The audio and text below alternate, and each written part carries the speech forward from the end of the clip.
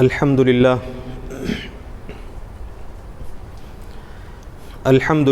نحمده ونستعينه ونستغفره ونؤمن به ونتوكل عليه ونعوذ بالله من شرور أنفسنا ومن سيئات أعمالنا من يهده الله فلا مضل له ومن يضلله فلا هادي له ونشهد أن لا إله إلا الله وحده لا شريك له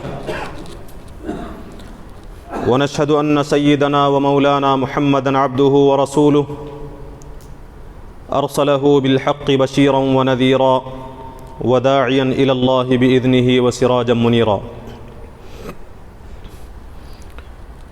أما بعد فإن أصدق الحديث كتاب الله وخير الهدي هدي محمد صلى الله عليه وسلم وشر الأمور محدثاتها وكل محدثة بدعة وكل بدعة ضلالة وكل ضلالة في النار أعوذ بالله من الشيطان الرجيم بسم الله الرحمن الرحيم وأقيموا الصلاة وآتوا الزكاة واركعوا مع الراكعين وقال تبارك وتعالى خذ من أموالهم صدقة تطهرهم وتزكيهم بها وصل عليهم رب اشرح لي صدري ويسر لي أمري واحلل عقدة من لساني يفقهوا قولي سبحانك لا علم لنا إلا ما علمتنا إنك أنت العليم الحكيم محترم معزز بزرگوں، قابل احترام نوجوان دوستوں اور بھائیوں، اللہ تبارک و تعالیٰ نے ہمیں دین اسلام عطا فرمایا ہے اور اس بات کا حکم دیا ہے کہ جو ہدایت اور رہنمائی ہماری طرف سے تمہیں ملی ہے اس ہدایت کی پیروی کرو۔ قرآن مجید اس پیروی کو فرض قرار دیتا ہے۔ اللہ تعالیٰ کی اطاعت فرض ہے۔ اس اطاعت کے حکم کے ساتھ اللہ تبارک و تعالیٰ نے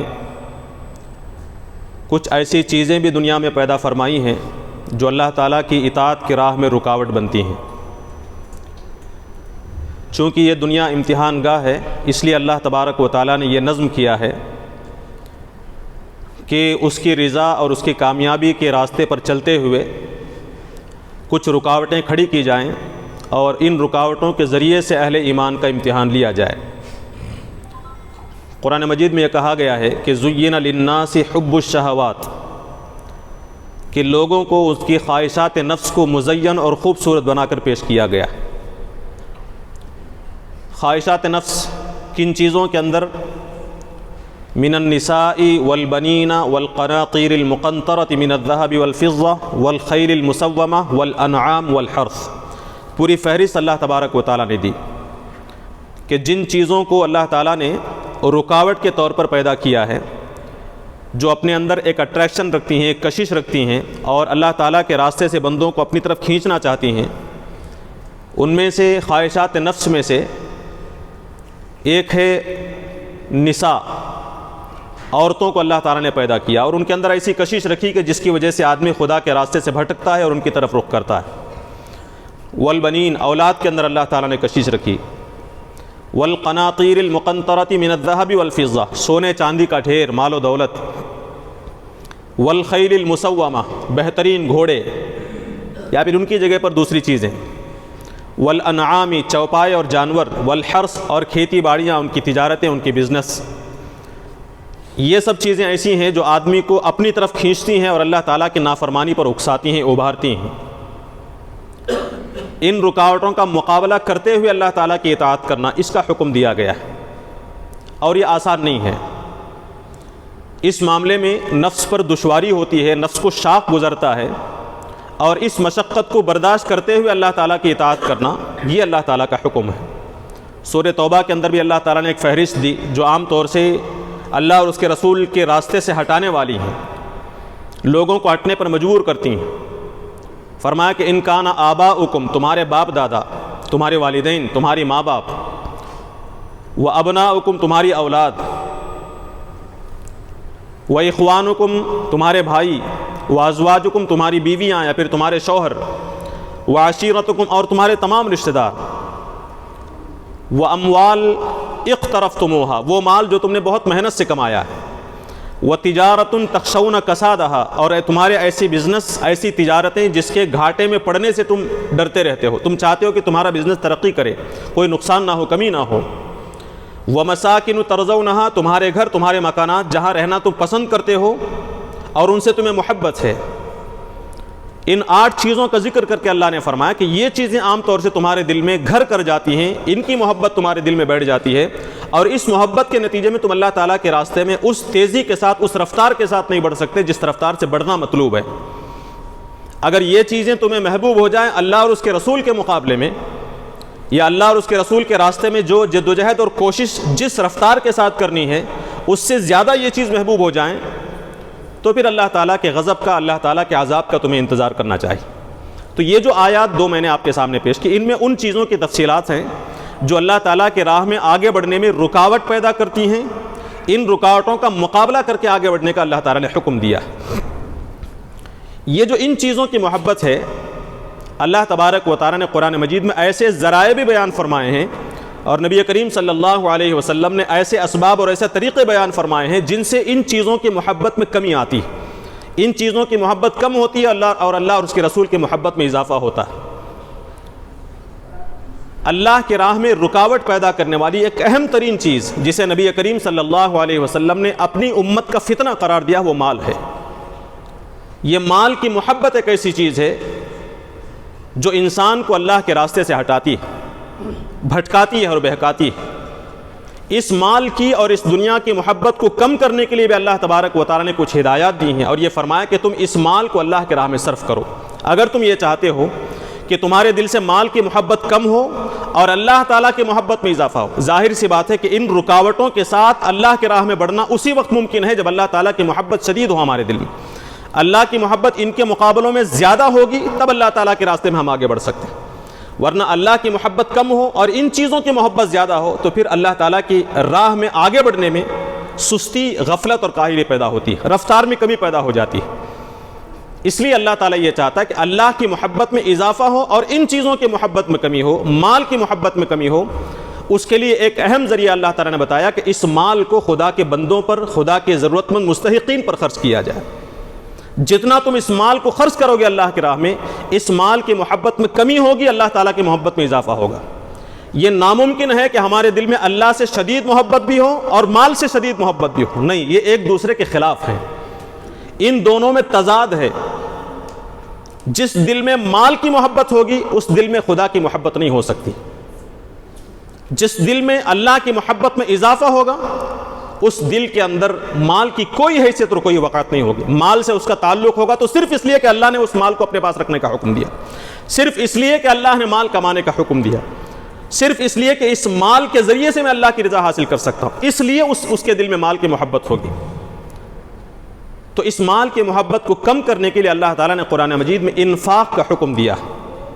قرآن مجید میں یہ جو الفاظ آتے ہیں، انفقوا مما جعلکم مستخلفین فیہ، انفقوا مما للہ، ينفقون فی سبیل اللہ، الذین یؤمنون بالغیب ویقیمون الصلاۃ ومما رزقناہم ينفقون۔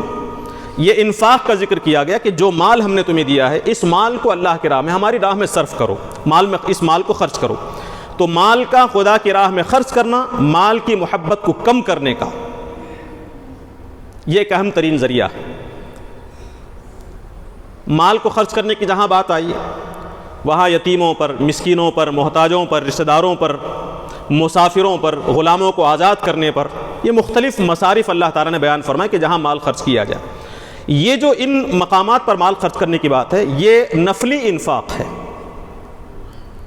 البتہ اس مال خرچ کرنے کے معاملے میں اللہ تبارک و تعالیٰ نے بعض مخصوص بندوں پر، بعض مخصوص وقت میں، بعض مخصوص حالات یا پھر اس مقام پر پہنچنے کے بعد ایک مخصوص اور متعین حصے کو اللہ تعالیٰ کے راہ میں صرف کرنے کو فرض قرار دیا ہے، جسے ہم زکوٰۃ کہتے ہیں۔ تمام انسانوں کو کیا ہدایت ہے کہ تمہارے پاس جتنا مال ہو اس میں سے تم جتنا اللہ کی راہ میں صرف کر سکتے ہو کرو. یہ نفلی صدقہ ہے، تمہارے درجات کو بلند کرنے کا ذریعہ. لیکن بعض مخصوص لوگوں پر جنہیں اللہ تبارک و تعالیٰ نے مال سے نوازا ہے، اتنی مقدار کا مال ان کے پاس موجود ہے، ایک نصاب کو پہنچ گئے ہیں اور ایک مخصوص مدت اس پر گزر گئی ہے، تو اس پورے مال میں سے ایک متعینہ مقدار اللہ تعالیٰ کے راہ میں صرف کرنے کو اللہ نے فرض قرار دیا اور اسے ہم زکوٰۃ کہتے ہیں. قرآن مجید میں اس زکوٰۃ کو فرض قرار دیا. اسی زکوٰۃ کے متعلق کچھ باتیں انشاءاللہ آپ کی خدمت میں عرض کی جائیں گی. چونکہ رمضان قریب ہے، عام طور سے ہم لوگ رمضان المبارک میں زکوٰۃ ادا کرتے ہیں، زکوٰۃ نکالتے ہیں، تو مناسب یہ محسوس کیا گیا کہ رمضان کے قریب میں زکوٰۃ کی اہمیت اور زکوٰۃ کے مسائل اور اس کے متعلق بہت ساری چیزیں جو عام طور سے لوگوں کے ذہنوں میں نہیں ہوتی یا پھر غلط فہمیاں ہیں، ان غلط فہمیوں کو دور کرنے کی کوشش کی جائے. زکوٰۃ کے معنی آتے ہیں پاک کرنے کے. یہ ذہن میں رکھیں کہ زکوٰۃ اللہ تعالیٰ نے فرض کیوں کیا. جیسا کہ میں نے کہا کہ مال کی محبت کو کم کرنے کے لیے اللہ تعالیٰ نے مال کے انفاق کا حکم دیا، اور اسی کا ایک اہم ترین ذریعہ یہ زکوٰۃ ہے جسے اللہ تعالیٰ نے فرض قرار دیا ہے. اسے زکوٰۃ کا نام کیوں دیا گیا؟ اس لیے کہ یہ زکوٰۃ، اس کے معنی ہیں پاک کرنے کے. زکوٰۃ پاک کرنے کا ذریعہ ہے. کس چیز کو؟ ایک تو یہ کہ خود اس کے پاس جو مال ہے اس پورے مال کو پاک کرنے کا ذریعہ ہے زکوٰۃ. دوسرا ہے کہ انسان کے نفس کو، اس کے قلب کو، اس کے دماغ کو پاک کرنے کا ذریعہ. یہ دونوں چیزیں مطلوب ہیں. نبی کریم صلی اللہ علیہ وسلم نے فرمایا کہ جس شخص کے مال میں زکوٰۃ کا مال موجود ہو یا پھر جس کے مال میں زکوٰۃ کا مال شامل ہو جائے، اس کا سارا مال، وہ زکوٰۃ کا مال سارے مال کو گندہ کر دیتا ہے. اس کے دو مفہوم ہیں. ایک مفہوم کیا ہے کہ ایک شخص مستحق نہیں ہے، اچھی حالت میں ہے، زکوٰۃ کا محتاج نہیں ہے، اس کے باوجود وہ لوگوں سے زکوٰۃ وصول کرتا ہے، تو وہ جو زکوٰۃ کا مال اس نے وصول کیا، وہ مال اس کے پورے مال کو گندہ اور ناپاک کر کے رکھ دیتا ہے. اگر ہم اپنے تمام مال کو پاک رکھنا چاہتے ہیں، خاص کر وہ لوگ جو زکوٰۃ کے مستحق نہیں ہیں، ان کے لیے فرض ہے کہ وہ زکوٰۃ نہ لیں. اگر وہ لوگ زکوٰۃ استحقاق نہ ہونے کے باوجود، مستحق نہ ہونے کے باوجود اگر زکوٰۃ وصول کرتے ہیں، تو ایسی صورت میں زکوٰۃ کا وہ مال جو انہوں نے حاصل کیا ہے دوسروں سے، اس کے پورے مال کو ناپاک کرنے کا ذریعہ. اور یہ زکوٰۃ انسان کے قلب کو پاک کرنے کا ذریعہ. قرآن مجید میں سورہ توبہ کی آیت نمبر 103 میں اللہ تعالیٰ نے فرمایا، اے نبی صلی اللہ علیہ وسلم، خذ من اموالہم صدقہ. رسول اللہ صلی اللہ علیہ وسلم، آپ لوگوں کے اہل ایمان کے مال میں زکوٰۃ وصول کیجیے. تطہرہم وتزکیہم بہا. اور اس زکوٰۃ کو وصول کرنے کے ساتھ آپ ان کی تطہیر اور ان کی پاکی کا اہتمام کریں گے. یعنی اس زکوٰۃ کو وصول کرنے کے ساتھ آپ ان کی تطہیر کرتے ہیں. ظاہری اور باطنی اور قلبی نجاستوں اور گندگیوں کو دور کرنے کا ذریعہ ہے یہ زکوٰۃ. اس زکوٰۃ کے ذریعے سے انسان کا قلب پاک ہوتا ہے، انسان کا نفس پاک ہوتا ہے. وَتُزَكِّيهِمْ بِهَا. اور اس زکوٰۃ کے ذریعے سے آپ ان کے اندر نیکیوں اور خوبیوں کو پروان چڑھانے کا ذریعہ بنیں گے. یعنی اس آیت سے معلوم ہوتا ہے کہ زکوٰۃ اصل میں انسان کی ظاہری باطنی نجاستوں کو دور کرنے کا ذریعہ ہے اور انسان کے اندر نیکیوں کو پروان چڑھانے کا ذریعہ. یہ حدیث اور یہ آیات، ان دونوں آیات کو سامنے رکھ کر رکھیں گے تو معلوم ہوگا کہ زکوٰۃ کے معنی جو پاک کرنے کے ہیں، انسان جب تک اپنے مال سے زکوٰۃ نکال کر ادا نہیں کرتا، اس وقت تک اس کا مال بھی پاک نہیں ہوتا، اس کا نفس اور قلب بھی پاک نہیں ہوتا. نفس کی پاکی کتنی ضروری ہے؟ قرآن مجید میں کہا گیا کہ یوم لا ينفع مال ولا بنون. قیامت کے دن انسان کو نہ کوئی اس کا مال فائدہ دے گا، نہ اس کی اولاد فائدہ دے گی. الا من اتى اللہ بقلب سلیم. ہاں، جو شخص قلب سلیم کے ساتھ اللہ تعالیٰ کے پاس آئے وہ کامیاب ہوگا. یعنی جس شخص کا دل سلامتی قلب ہو، اس کے پاس دل کی سلامتی کے ساتھ گندگیوں اور نجاستوں، شرک کی گندگی، خرافات کی گندگی، نفس پرستی کی گندگی، برے خیالات کی، خواہشات نفس سے محبت کی جو گندگی ہے، مال کی اور دنیا کی محبت کی جو گندگی ہے، اس گندگی کو پاک کر کے جو شخص اپنا دل اللہ تعالیٰ کے پاس لے آئے گا، اس کے لیے اس کا دل جو ہے کامیابی اور نجات کا ذریعہ بنے گا. تو جب تک ایک فرد زکوٰۃ ادا نہیں کرے گا، اس کا قلب سلیم نہیں بن سکتا، اور جس کا قلب سلیم نہیں ہے وہ آخرت میں کامیاب نہیں ہو سکتا. تو جو شخص اپنے مال کو پاک کرنا چاہتا ہے، اس کے لیے ضروری ہے کہ زکوٰۃ ادا کرے، اور مستحق نہ ہو تو زکوٰۃ وصول نہ کرے. اور جو شخص اپنے قلب و دماغ کو پاک کرنا چاہتا ہے، اس کے لیے بھی ضروری ہے کہ اس مال کو اللہ تعالیٰ کے راہ میں، زکوٰۃ کو اللہ تعالیٰ کے راہ میں صرف کرے. تو یہ زکوٰۃ مال کو بھی پاک کرنے کا ذریعہ ہے اور ہمارے قلب و دماغ کو بھی پاک کرنے کا ذریعہ ہے۔ زکوٰۃ کی اہمیت کے سلسلے میں قرآن و سنت کی روشنی میں جو باتیں بیان کی گئی اسے میں آپ کے سامنے رکھتا ہوں۔ ہم جب اسلام کے جو 5 ارکان کا تذکرہ کرتے ہیں، اسے جب گنتے ہیں، اسلام کی بنیاد 5 چیزوں پر ہے۔ ایک ہے شہادت، کلمہ جسے ہم کہتے ہیں، اس کے بعد نماز، اس کے بعد کیا ہے ترتیب میں؟ نماز کے بعد ہم کہتے ہیں روزہ، کلمہ، نماز، روزہ، زکوٰۃ اور حج۔ یعنی نماز کے بعد ہم ترتیب میں روزے کو ذکر کرتے ہیں، جبکہ قرآن مجید میں آپ اٹھا کر دیکھیں، قرآن مجید میں اللہ تبارک و تعالیٰ نے 32 مرتبہ نماز کے ساتھ روزے کا ذکر فرمایا ہے، نماز کے ساتھ زکوٰۃ کا ذکر فرمایا ہے، اور اس میں ترتیب میں نماز کے بعد فوراً زکوٰۃ ہے اکثر و بیشتر مقامات پر۔ اقیموا الصلاۃ وآتوا الزکاۃ، یعنی بنیاد اسلام کے جو ارکان ہیں 5، اس میں ترتیب میں نماز کے بعد زکوٰۃ کی اہمیت ہے، لیکن ہم نے نماز کے بعد روزے کو رکھا۔ اس کی وجہ کیا ہے؟ ظاہر سی بات ہے کہ عام طور سے زکوٰۃ تمام مسلمانوں پر فرض نہیں ہوتی، مسلمانوں میں سے ایک مخصوص طبقے پر جن کے پاس اتنی مقدار کا مال ہو ان پر زکوٰۃ فرض ہوتی ہے، لیکن روزہ چونکہ تمام مسلمانوں پر فرض ہے، نسبتاً زکوٰۃ کی نسبت سے زیادہ لوگوں پر روزہ فرض ہوتا ہے، اس وجہ سے ہم نماز کے بعد روزے کا ذکر کرتے ہیں۔ ورنہ قرآن مجید میں جہاں نماز کا ذکر ہے اس کے فوراً اللہ تبارک و تعالیٰ نے روزے کا نہیں بلکہ زکوٰۃ کا ذکر فرمایا۔ اس سے آپ اہمیت کا اندازہ لگا سکتے ہیں کہ نماز کو جو مقام ہم نے دیا ہے اس کے بعد فوراً دوسرا مقام جسے دینا ہے وہ زکوٰۃ ہے۔ اقیموا الصلاۃ وآتوا الزکاۃ، قرآن مجید میں زکوٰۃ کو فرض قرار دیا گیا۔ ابھی جیسا کہ میں نے سورہ توبہ کی آیت نمبر 103 آپ کے سامنے پیش کی، یہ آیت دلیل ہے اس بات کی کہ زکوٰۃ ادا کرنا فرض ہے۔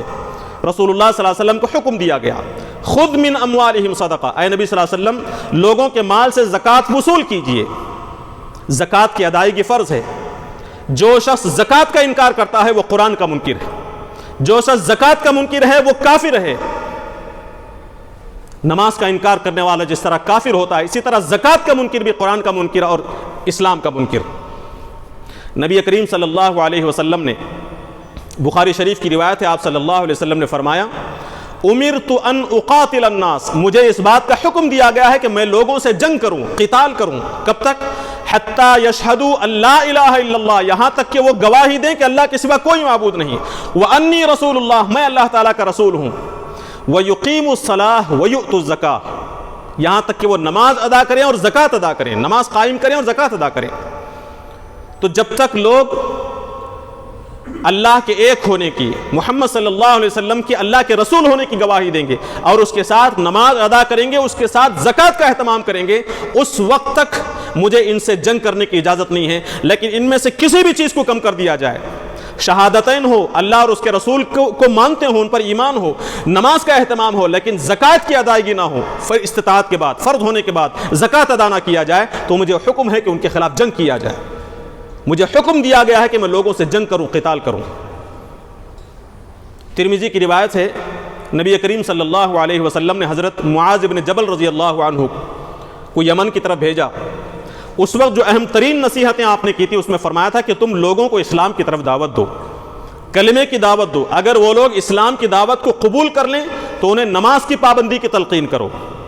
اگر وہ نماز کی پابندی کا اقرار کر لیں تو پھر تم ان سے یہ کہنا کہ ان اللہ قد فرض علیہم صدقۃ، کہ اللہ تبارک و تعالیٰ نے اہل ایمان پر صدقے کو، روزے کو فرض کیا ہے۔ تؤخذ من اغنیائہم وترد الی فقرائہم، ان کے مالداروں سے زکوٰۃ وصول کی جائے گی اور ان کے غربا میں تقسیم کی جائے گی۔ اس میں الفاظ ہیں قد فرض علیہم صدقۃ، کہ زکوٰۃ اللہ تبارک و تعالیٰ نے فرض کی ہے۔ تو زکوٰۃ کا جو مقام ہے اسلام کے اندر وہ فرضیت کا مقام ہے۔ اس کے ساتھ اللہ تبارک و تعالیٰ نے زکوٰۃ کی خصوصیات اور جو لوگ زکوٰۃ ادا کرتے ہیں ان کا مقام کیا ہے، اور جن لوگوں کے اندر زکوٰۃ کی ادائیگی کی صفت نہیں ہے ان کا کیا مقام ہے، قرآن مجید کے اندر مفصل انداز سے بیان فرمایا۔ سورہ بقرہ کے ہم تلاوت کرتے ہیں، آغاز ہی میں اللہ تبارک و تعالیٰ نے فرمایا کہ ذالک الکتاب لا ریب فیہ، یہ جو قرآن مجید ہے اس کے اللہ منزل من اللہ ہونے میں، اللہ کی طرف سے نازل شدہ ہونے میں کوئی شک نہیں ہے۔ ھدی للمتقین، یہ کتاب متقیوں کے لیے ہدایت ہے، یعنی اس کتاب سے ہدایت اور رہنمائی ملے گی صرف ان لوگوں کو جو متقی ہوں۔ اور متقی کون ہے اس کی تفصیل آگے بیان کی گئی۔ الذین یؤمنون بالغیب، متقی وہ ہیں، یعنی جو لوگ اس قرآن سے ہدایت حاصل کر سکتے ہیں، جو قرآن سے ہدایت پا سکیں گے، وہ متقی وہ لوگ ہیں جو غیب پر ایمان لائیں، وَيُقِيمُونَ الصَّلَاةَ، نمازوں کو قائم کریں، وَمِمَّا رَزَقْنَاهُمْ يُنْفِقُونَ، اور ہم نے جو رزق دیا ہے، جو مال انہیں دیا ہے، اس مال میں سے اللہ کی راہ میں صرف کریں، خرچ کریں، یعنی زکوٰۃ ادا کریں۔ فرمایا کہ یہ قرآن مجید ان متقیوں کے لیے ہدایت کا ذریعہ ہے جو زکوٰۃ ادا کرنے والے ہوں۔ اس کا لازمی مفہوم یہ ہے کہ جو لوگ زکوٰۃ ادا نہیں کرتے وہ متقی نہیں ہے، جو لوگ زکوٰۃ کا اہتمام نہیں کرتے وہ اس کتاب سے ہدایت حاصل نہیں کر پائیں گے، یہ مفہوم ہے اس کا۔ اور آگے فرمایا جو لوگ زکوٰۃ ادا کرتے ہیں، اولئک علی ھدی من ربہم، یہی لوگ ہیں، یعنی غیب پر ایمان لانے والے، نمازوں کو قائم کرنے والے، اس کے ساتھ زکوٰۃ ادا کرنے والے، اولئک علی ھدی من ربہم، یہی لوگ ہیں جو اپنے رب کی طرف سے ہدایت پر ہیں، وَأُولَئِكَ هُمُ الْمُفْلِحُونَ، اور یہی لوگ فلاح اور کامیابی حاصل کرنے والے۔ اس کا مفہوم کیا ہوا؟ مفہوم اس کا یہ ہوا کہ جو لوگ نماز کا تو اہتمام کریں، غیب پر ایمان کا تو اقرار کریں، کتابوں پر ایمان کا اقرار کریں، لیکن اللہ کے دیے ہوئے مال میں سے زکوٰۃ ادا نہ کریں، وہ لوگ ہدایت یافتہ نہیں ہیں، ان لوگوں کو ہدایت نہیں مل سکتی، وہ لوگ فلاح پانے والے نہیں ہیں۔ ہم میں سے کوئی فرد فلاح اور کامیابی حاصل کرنا چاہتا ہے اور اس پر زکوٰۃ فرض ہو تو لازمی ہے کہ وہ زکوٰۃ ادا کرے، اس کے بغیر وہ ہدایت حاصل نہیں کر سکتا۔ واضح آیات قرآن مجید کی یہ بتاتی ہیں۔ سورۃ البقرہ کی آیت نمبر 43 میں 43 میں اللہ تعالیٰ نے فرمایا کہ اقیموا الصلاۃ وآتوا الزکاۃ وارکعوا مع الراکعین، ایمان والوں کو خطاب کر کے کہا جا رہا ہے، اے ایمان والو، اقیموا الصلاۃ، نماز قائم کرو، وآتوا الزکاۃ، زکوٰۃ ادا کرو، وارکعوا مع الراکعین، اور رکوع کرنے والوں کے ساتھ تم بھی رکوع کرو۔ مفسرین کی تفسیر آپ اٹھا کر دیکھیں، معلوم ہوگا وہاں یہ بیان کرنا مطلوب ہے کہ جو لوگ نماز قائم کریں گے، زکوٰۃ کا اہتمام کریں گے، وہی لوگ اس قابل ہیں کہ امت مسلمہ میں شامل ہو سکیں۔ مسلمانوں کی اجتماعیت میں شامل ہونے کا حق انہی لوگوں کو حاصل ہوگا جو نماز کے ساتھ زکوٰۃ ادا کریں گے۔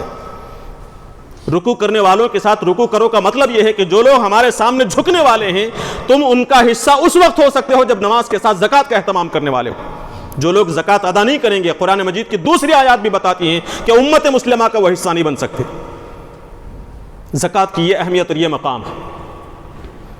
پچھلے جمعے اور کئی مرتبہ آپ کے سامنے یہ بات آئی، آیت البر، قرآن مجید کی بہت عظیم ترین آیت، جس میں اللہ تبارک و تعالیٰ نے نیکی کا ڈیفینیشن بتایا ہے، نیکی کی تشریح کی ہے کہ بر کسے کہا جاتا ہے، نیکی اور وفاداری کسے کہا جاتا ہے۔ اللہ نے فرمایا کہ لیس البر ان تولوا وجوہکم قبل المشرق والمغرب، نیکی یہ نہیں ہے کہ تم مشرق یا مغرب کی طرف رخ کرو، ولکن البر، نیکی یہ ہے، اس کے بعد پوری تفصیل ہے نیکی کی۔ اس میں ایک تو فرمایا کہ مال کی محبت کے باوجود مال ضرورت مندوں پر خرچ کیا جائے، یہ نیکی ہے۔ اللہ پر، اس کے فرشتوں پر، اس کی کتابوں پر، آخرت پر، اس کے نبیوں پر ایمان لایا جائے، یہ نیکی ہے۔ اس کے بعد فرمایا وَأَقَامَ الصَّلَاةَ وَآتَى الزَّكَاةَ، نیکی یہ ہے کہ آدمی نماز کو قائم کرے اور زکوٰۃ ادا کرے۔ زکوٰۃ کا اہتمام نہیں کر رہا ہے، زکوٰۃ نکالی نہیں جا رہی ہے، تو پھر چاہے جتنی نیکیاں ان کے اندر ہوں، اللہ تعالیٰ کی نگاہ میں وہ شخص نیک نہیں بن سکتا۔ نیکی یہ ہے کہ آدمی اللہ کی راہ میں زکوٰۃ ادا کرے، اور اس کی تفصیل بیان کرتے ہوئے اللہ تبارک و تعالیٰ نے اسی آیت کے آخر میں جو بات بیان فرمائی مزید تاکید کے ساتھ، وہ کیا ہے؟ اولئک الذین صدقوا، یعنی جو لوگ اللہ پر، اس کے رسول پر، کتابوں پر، فرشتوں پر، آخرت پر ایمان رکھتے ہیں، ضرورت مندوں پر مال خرچ کرتے ہیں، نماز قائم کرتے ہیں اور زکوٰۃ ادا کرتے ہیں، اولئک الذین صدقوا، یہی لوگ صادق الایمان ہیں، انہی لوگوں کا ایمان سچا ہے۔ ورنہ وہ لوگ جو ایمان کا اقرار کریں، ایمان کا دعویٰ کریں، نمازوں کا اہتمام کریں، لیکن زکوٰۃ ادا نہیں کرتے ہیں استطاعت کے باوجود، زکوٰۃ فرض ہونے کے باوجود زکوٰۃ ادا نہیں کرتے ہیں، وہ اپنے ایمان کے دعوے میں جھوٹے ہیں، ان کا ایمان سچا نہیں ہو سکتا۔ اولئک الذین صدقوا واولئک هم المتقون، یہی لوگ ہیں جو سچے ایمان والے اور یہی لوگ ہیں جو تقوی والے۔ سورہ مائدہ کی آیت نمبر 55 میں اللہ تعالیٰ نے فرمایا ایمان والوں کی دوستی کے لائق کون لوگ ہوتے ہیں؟ اہل ایمان، ان کا دوست کون ہوگا؟ کون ان کی صحبت کے قابل ہیں؟ فرمایا کہ انما ولیکم، اے ایمان والو، تمہارا اصل دوست، تمہاری دوستی کے قابل جو لوگ ہیں وہ کون ہیں؟ انما ولیکم اللہ، اللہ تمہارا دوست ہے، ورسولہ، اور اللہ کے رسول تمہارے دوست ہیں، والذین آمنوا، اور ایمان والے تمہارے دوست ہیں۔ تمہاری دوستی کے قابل، یعنی ایمان والوں کی دوستی کے قابل خود ایمان والے ہوتے ہیں. لیکن ایمان والوں سے مراد کون سے ایمان والے؟ محض ایمان کا دعویٰ کرنے والے نہیں. ایمان والوں کی تشریح آگے اللہ تعالیٰ فرماتا ہے کہ الذین آمنوا الذین یقیمون الصلاۃ ویؤتون الزکاۃ وہم راکعون، جو نمازوں کو قائم کرتے ہیں اور زکوٰۃ بھی ادا کرتے ہیں. وہ اہل ایمان جو نماز کے اہتمام کے ساتھ زکوٰۃ ادا کرنے والے ہوں، وہ مومن اس قابل ہیں کہ اہل ایمان ان سے دوستی کر سکیں. ورنہ وہ مومن جو نماز کا تو اہتمام کرے لیکن زکوٰۃ کا اہتمام نہ کرے، وہ اہل ایمان کی دوستی کے قابل نہیں ہے. آپ اندازہ کریں کیا مقام ہے ان لوگوں کا اللہ تعالیٰ کے نزدیک. ایسے لوگ جو زکوٰۃ کا اہتمام نہیں کرتے، زکوٰۃ ادا نہیں کرتے، فرض ہونے کے باوجود اسے ادا نہیں کرتے، ان لوگوں کا مقام یہ ہے کہ اللہ تبارک و تعالیٰ مسلمانوں کی اجتماعیت میں شامل کرنا پسند نہیں کرتا. مسلمانوں کے لیے انہیں اس قابل نہیں سمجھتا کہ وہ ان سے دوستی کریں، مومن ان سے دوستی کریں. یہ مقام ہے ایسے ایمان والوں کا جو ایمان کا دعویٰ تو کرنے کہ زکوٰۃ ادا نہ کرے. سورہ انفال آیت نمبر 2 میں اللہ تبارک و تعالیٰ نے مومنوں کی تعریف بیان فرمائی کہ مومن کون ہے. قرآن مجید میں ایک لفظ آتا ہے انما. جب بھی آپ قرآن مجید کی تفسیر پڑھیں گے اس حقیقت کو، اس تفصیل کو ضرور ذہن میں رکھیں. انما کا جو لفظ آتا ہے وہ یہ حقیقت بیان کرنے کے لیے آتا ہے کہ آگے جو ہم بات بیان کر رہے ہیں وہی ہے، اس کے علاوہ کچھ نہیں ہے، یہ بتانے کے لیے یہ بات آتی ہے. انما جب کہا گیا انما المؤمنون، بلا شبہ مومن تو وہی ہیں، اس کے علاوہ کوئی مومن نہیں ہے، یہ مفہوم بیان کرنے کے لیے انما کا لفظ استعمال کیا جاتا ہے. اس مفہوم کو ذہن میں رکھ کر اس آیت کو سمجھیں.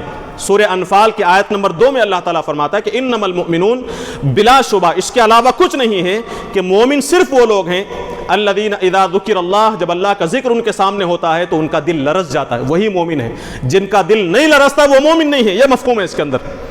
وَإِذَا تُلِيَتْ عَلَيْهِمْ آيَاتُهُ زَادَتْهُمْ ایمانا، اللہ کی آیات ان کے سامنے پڑھی جاتی ہیں، تلاوت کی جاتی ہیں تو ان کے ایمان میں اضافہ ہو جاتا ہے، وہی مومن ہے. وَعَلَىٰ رَبِّهِمْ يَتَوَكَّلُونَ، اور اپنے رب پر توکل کرتے ہیں، وہی مومن ہیں. اس کے بعد اللہ نے فرمایا الَّذِينَ يُقِيمُونَ الصَّلَاةَ، جو نمازوں کا اہتمام کرتے ہیں، نمازوں کو قائم کرتے ہیں. وَمِمَّا رَزَقْنَاهُمْ يُنْفِقُونَ، اور ہم نے جو مال انہیں دیا ہے، ہم نے جو رزق انہیں دیا ہے اس میں سے اللہ کی راہ میں صرف کرتے ہیں، یعنی زکوٰۃ ادا کرتے ہیں. اس کے بعد اللہ فرماتا ہے اولئک ھم المؤمنون حقا، یہی لوگ بلا شبہ حقیقت میں مومن ہیں. ایک مرتبہ اور بتاؤں آپ کو، اس آیت کے آغاز میں انما ذکر کیا گیا ہے. میں نے بتایا کہ انما جہاں ہوگا وہاں مفہوم یہ ہے کہ مومن یہی ہے، کوئی دوسرے نہیں. اس کے بعد صفات بیان کی گئی کہ جب اللہ کا ذکر ہو تو ڈرتے ہیں، آیات تلاوت کی جاتی ہے تو ان کے ایمان میں اضافہ ہوتا ہے، اللہ پر توکل کرتے ہیں، نماز ادا کرتے ہیں، زکوٰۃ ادا کرتے ہیں. ان 5 صفات کے شروع میں بتایا گیا کہ یہی لوگ مومن ہیں، اس کے علاوہ کوئی نہیں. ان 5 صفات کے بعد پھر اللہ تعالیٰ فرماتا ہے اولئک، عربی زبان میں اولئک کا مطلب یہ لوگ. اس کے بعد فرمایا ہم، عربی زبان میں ہم کا مطلب یہ لوگ. اس کے بعد مفلحون، مؤمنون نہیں فرمایا، المؤمنون فرمایا. عربی زبان کی خصوصیت یہ ہے کہ جہاں پر ال لگایا جاتا ہے وہاں خصوصیت پیدا ہو جاتی ہے. عام قسم کے مومن نہیں بلکہ مخصوص مومن، ال. اس کے فوراً فرمایا حقا، حقیقت میں یہی لوگ مومن ہیں. یعنی گویا کہ مخصوص کرنے کے لیے، تاکید کرنے کے لیے، خصوصیت پیدا کرنے کے لیے 4 الفاظ کو اللہ تبارک و تعالیٰ نے، بلکہ 5 الفاظ کا اللہ تعالیٰ نے استعمال فرمایا. ایک تو شروع میں انما ذکر کیا، اس کے بعد اولئک فرمایا، یہ لوگ، ہم یہی لوگ، المؤمنون یہی لوگ، حقا حقیقت میں یہی لوگ. آپ اندازہ کریں جن لوگوں کے اندر زکوٰۃ کی صفت ہوگی وہی لوگ حقیقت میں ایمان کا، مومن ہونے کا حق اللہ تعالیٰ کے، مومن ہونے کی سند حاصل کر سکتے ہیں.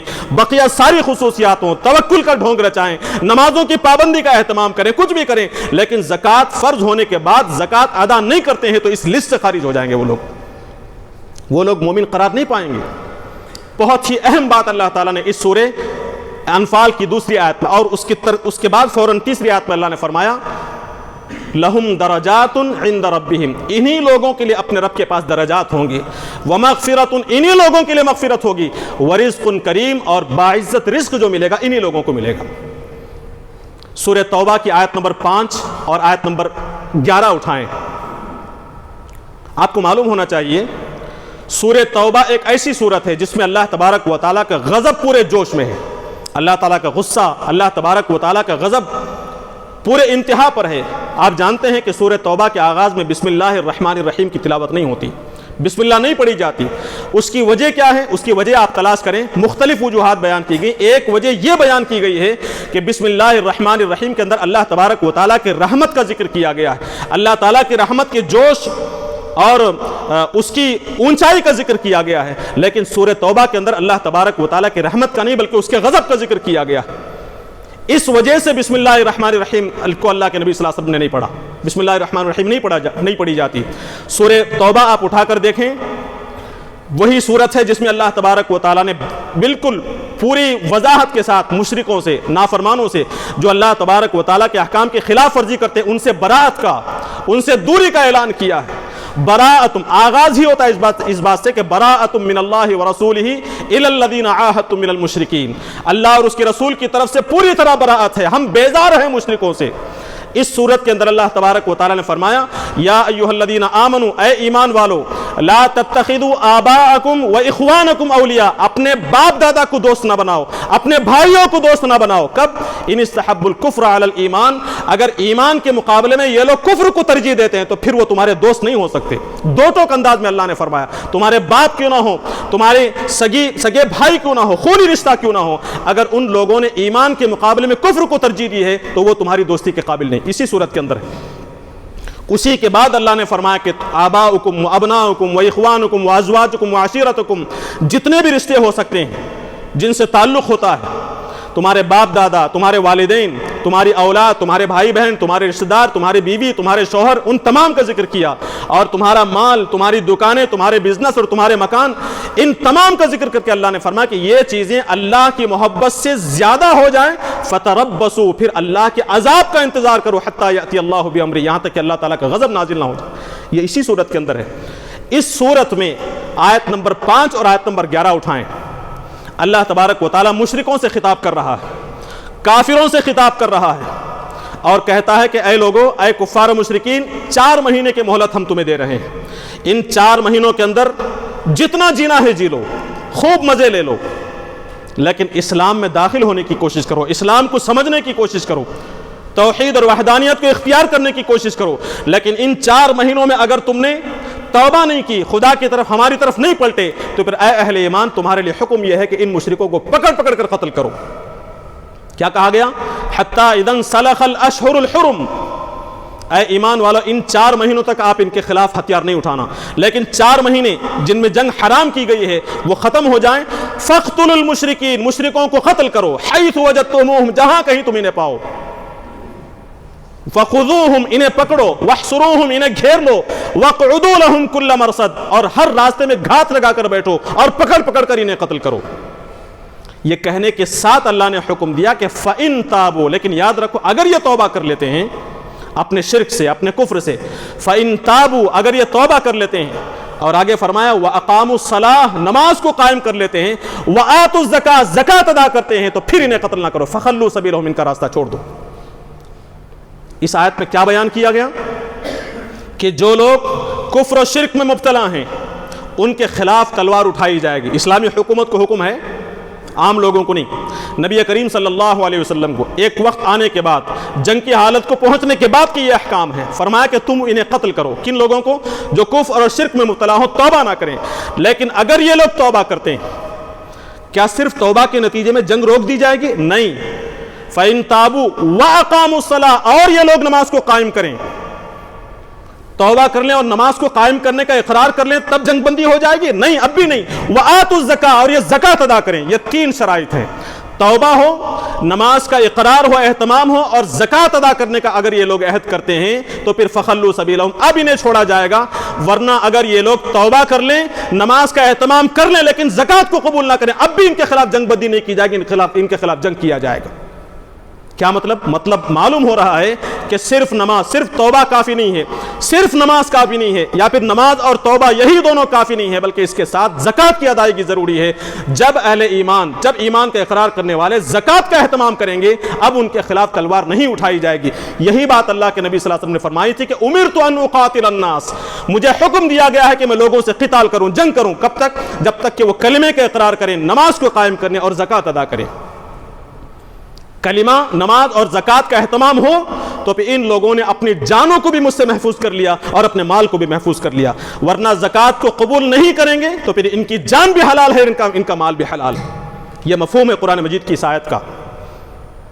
آیت نمبر 11 میں اللہ تعالیٰ فرماتے ہیں فَإِن تَابُوا، اگر یہ لوگ توبہ کرتے ہیں، وَأَقَامُوا الصَّلَاةَ، نمازوں کو قائم کرتے ہیں، وَآتَوُا الزَّكَاةَ، اور یہ لوگ زکوٰۃ ادا کرتے ہیں، فَإِخْوَانُكُمْ فِي الدِّينِ، اب یہ تمہارے بھائی ہیں، تمہارے دینی بھائی ہوں گے۔ معلوم یہ ہوا کہ کوئی شخص اسلامی اجتماعیت میں اس وقت شامل سمجھا جائے گا، اس وقت شریک سمجھا جائے گا، امت مسلمہ کا حصہ اس وقت سمجھا جائے گا جب نمازوں کے ساتھ زکوٰۃ کا بھی اہتمام کرے۔ یہ اہمیت ہے قرآن مجید میں زکوٰۃ کی۔ اس زکوٰۃ کو اللہ تبارک و تعالیٰ نے فرض کیا ہے۔ کتنا فرض کیا ہے آپ غور کر کے دیکھیں، 97.5% آپ کا ہے۔ ہر مسلمان پر، ہر صاحب حیثیت پر، ہر صاحب مال پر فرض نہیں ہے، بلکہ اتنی مقدار کا مال ہو، 52.5 تولہ چاندی، 7.5 تولہ سونا، اتنا مال تمہارے پاس جمع ہو جائے، اور جمع ہوتے ہی فرض نہیں ہے، یہ مال کم سے کم اتنا مال 1 سال تک آپ کے پاس باقی رہے۔ اس میں بھی 50% نہیں ہے، 20% نہیں، 2.5%، بقیہ 97.5 آپ کا اپنا ہے۔ سال میں ایک مرتبہ اس 2.5% کو ادا کرنا ہے۔ کس مال میں سے؟ جو مال اسی کا دیا ہوا ہے، اللہ کا دیا ہوا ہے۔ اس مال میں 1 سال تک سیف رہنے کے بعد، سیونگ کے بعد، خالی 2.5% جو لوگ دینے کے لیے پیچھے ہٹتے ہیں، ایسے لوگوں کو اللہ تبارک و تعالیٰ فرماتا ہے کہ یہ لوگ امت مسلمہ کا حصہ نہیں ہو سکتے، ایسے لوگوں کا ایمان معتبر نہیں ہو سکتا، ایسے لوگوں کے خلاف اعلان جنگ ہونا چاہیے۔ چنانچہ حضرت ابوبکر صدیق رضی اللہ عنہ نے اعلان جنگ کیا تھا۔ قابل احترام حاضرین کرام، زکوٰۃ کی اس اہمیت کو سمجھتے ہوئے زکوٰۃ ادا کرنے کی کوشش کریں، اور 2.5% تفصیل انشاءاللہ آگے آئے گی، کس مال پر کتنا اور کب فرض ہے، کب فرض نہیں ہے، یہ ساری تفصیل انشاءاللہ آپ کے سامنے آئندہ رکھنے کی کوشش کی جائے گی۔ 2.5% اگر زکوٰۃ واجب ہے تو لازماً 2.5% منیمم اتنا تو لازماً ادا کرنا ہوگا، یہ فرض ہے، اس میں کسی بھی قسم کی کمی بیشی بہرحال کمی نہیں کی جائے گی۔ اللہ تعالیٰ سے میں دعا کرتا ہوں کہ اللہ تبارک و تعالیٰ دین اسلام کا جو اہم ترین ستون ہے، نماز کے ساتھ جو اہم ترین ستون ہے، اس ستون کی اہمیت کو سمجھنے کی اللہ تعالیٰ توفیق نصیب فرمائے۔ جن لوگوں پر اللہ تبارک و تعالیٰ نے زکوٰۃ کو فرض کیا ہے، انہیں اس کی فرضیت کو سمجھتے ہوئے اور اس کے فوائد کو جانتے ہوئے خوش دلی کے ساتھ اللہ کے راہ میں زکوٰۃ ادا کر کے اپنے دل کو، اپنے مال کو، اپنے قلب کو، اپنے دماغ کو پاک کرنے کی اور دنیاوی اور اخروی کامیابی حاصل کرنے کی اللہ تبارک و تعالیٰ توفیق اور سعادت ہم تمام کو نصیب فرمائے۔ ربنا آتنا فی الدنیا حسنہ وفی الآخرۃ حسنۃ وقنا عذاب النار۔ بارک اللہ لنا ولکم فی القرآن العظیم ونفعنا وإیاکم بالآیات والذکر الحکیم، انہ تعالی جواد کریم ملک بر رؤوف الرحیم۔